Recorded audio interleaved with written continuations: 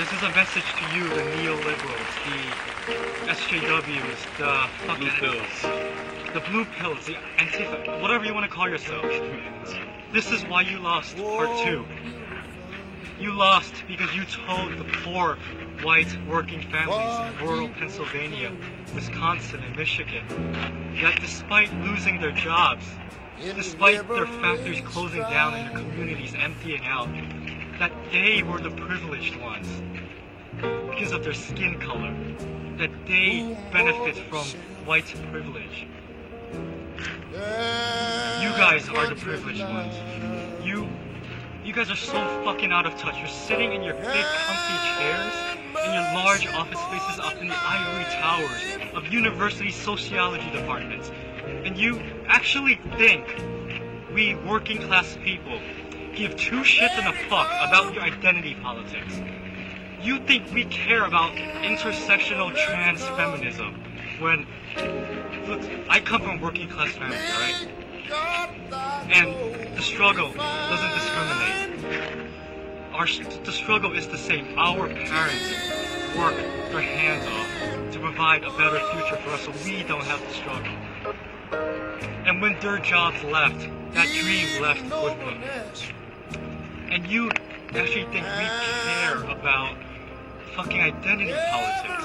When the first thing that pops into our mind when we wake up is whether or not we're going to make rent this month, whether or not we have money for food in our budget, or whether or not our bronze tier Obamacare plan covers little Britney's weird cough. Britney is sick, so sick. We don't know what's wrong with her. It might be because we don't have enough money. We can only afford to feed her cold chicken tendies. That's right. That's right. Check your privilege. And yet you guys are the real racist ones, but you've redefined the word racism to mean power, privilege, and prejudice.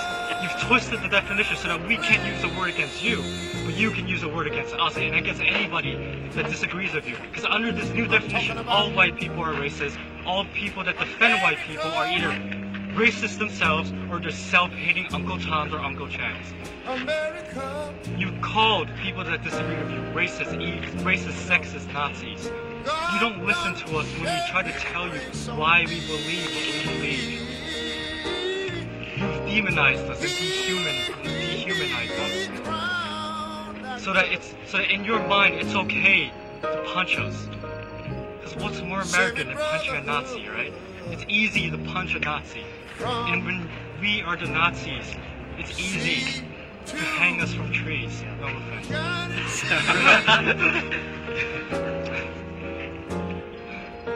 You have one foot over the line right now.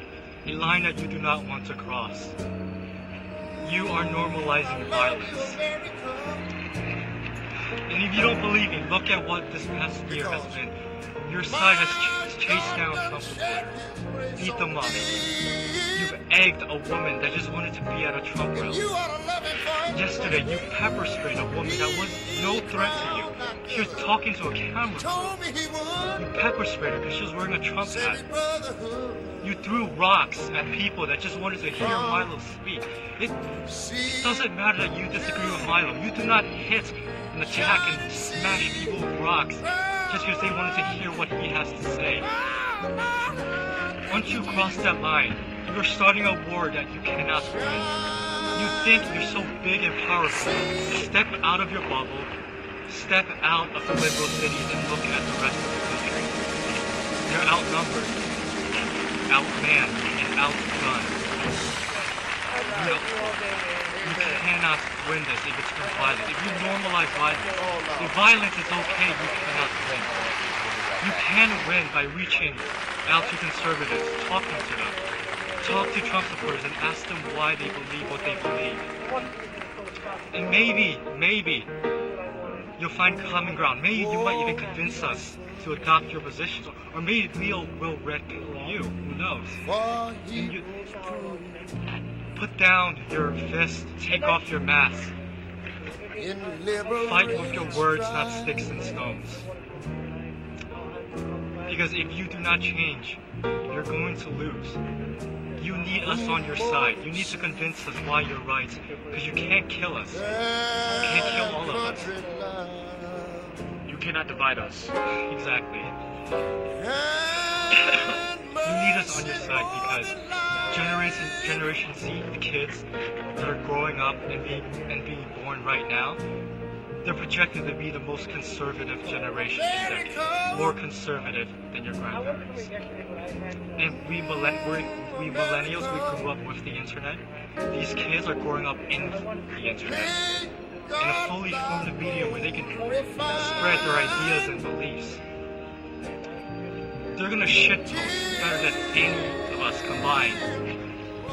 They're gonna harness meme magic better than any 400-pound, 30-year-old virgin. The future is in their hands, and they're on our side. So unless you change your ways, you've already lost. I gotta go home now. That's right!